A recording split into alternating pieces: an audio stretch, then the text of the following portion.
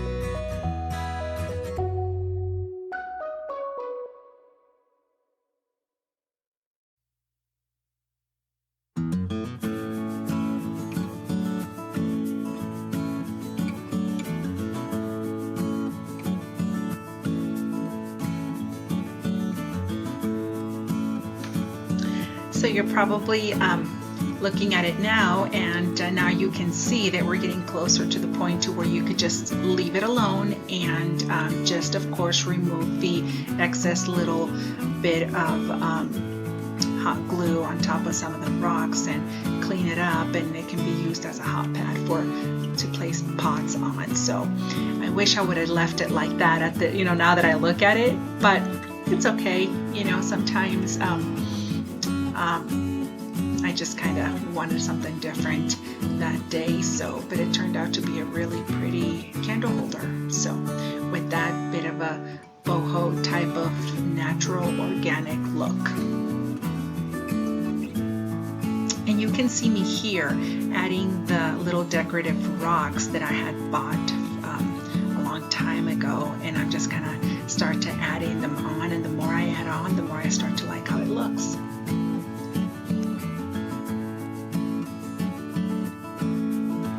Here I start to add some Waverly chalk paint to kind of hide the glue, and it does a really good job.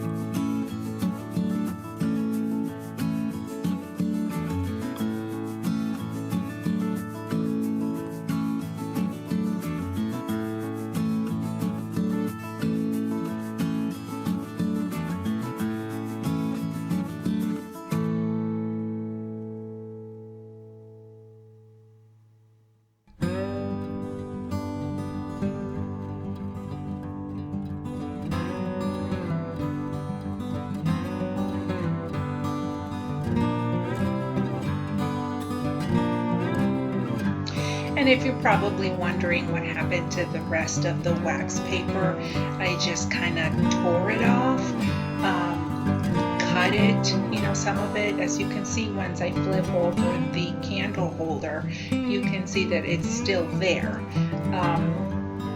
Yeah, just cut around it, tear around it, and that's just how I got rid of it. So continue enjoying.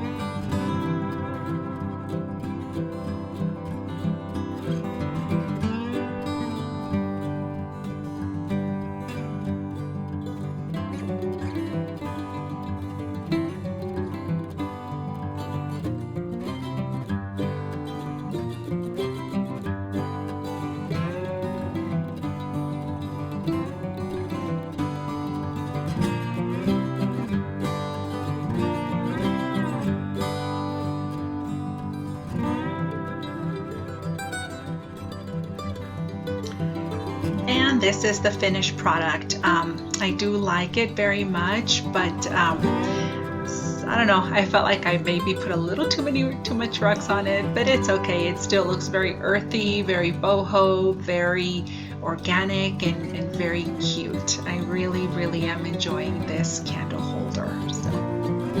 And this is project number 2 with the larger rocks that I put hot glue on the bottom and let it dry just in case I put it on hardwood floors or outside, or that way they have a little bit more grip.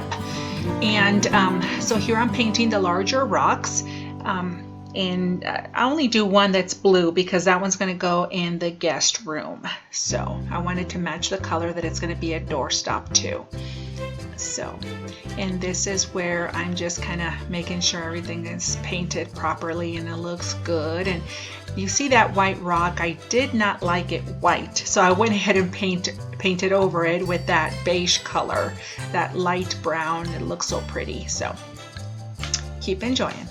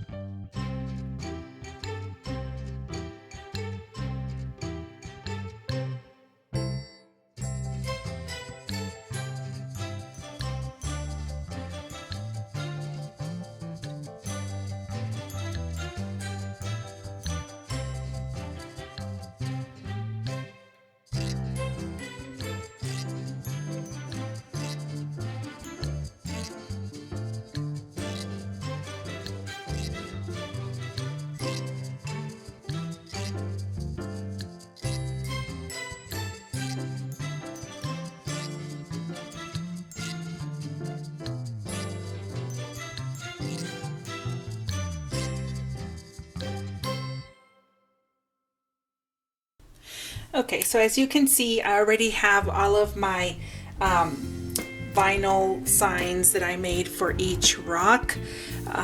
Let me put this down a little bit so you could see more of it. Okay, I'll have to show you. Okay, so for this red rock, I went ahead and did this vinyl sign with my Cricut, and I went ahead and have the top sheet already, the transfer tape on top already, and I was just kind of looking at this to see how it was going to look. So we have this one, and they're all ready with the transfer tape and all ready to go. So I'm going to go ahead and start with this one. I'll move it over here. This is just a little blessed sign that I already had. So basically what you do with it, I'm not going to give you a Cricut tutorial thing right now, just pretty basic. Oops.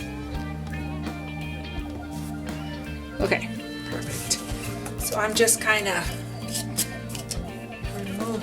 going to remove the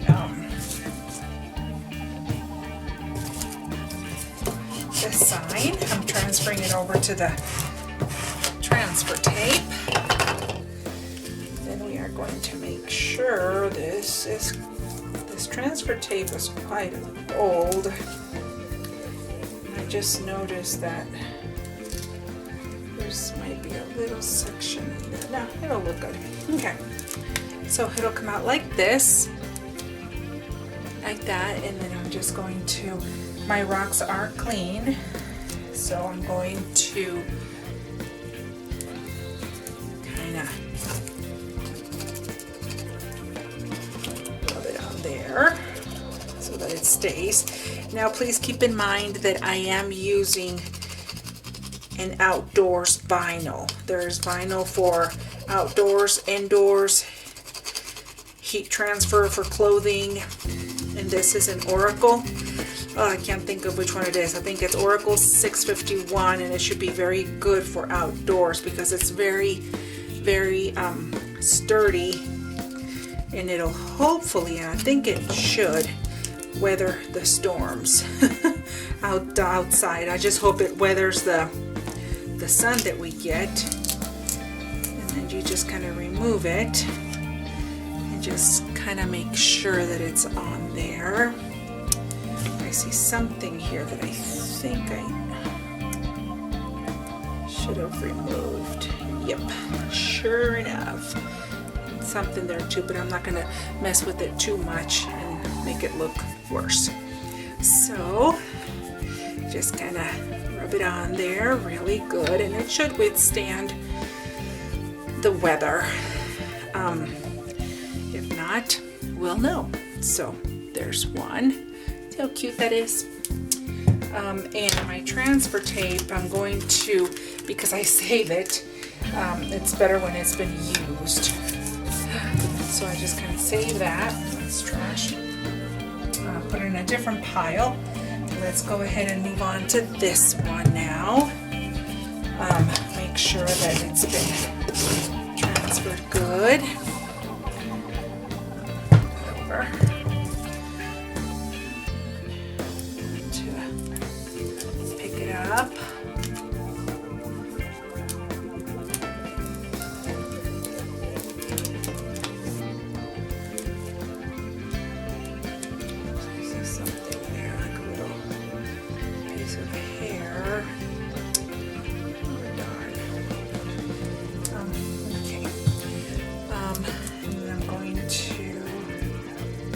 Start by pressing in the middle and then work your way out. Middle and work your way out. In the middle and work your way out. This is, oh shoot, because it's a long line, it's, looks like I might have to cut somewhere around here. Don't cut like me, I'm cutting wrong. And my scissors are so bad. Let's see. A little cut there so that the tea can do its own thing.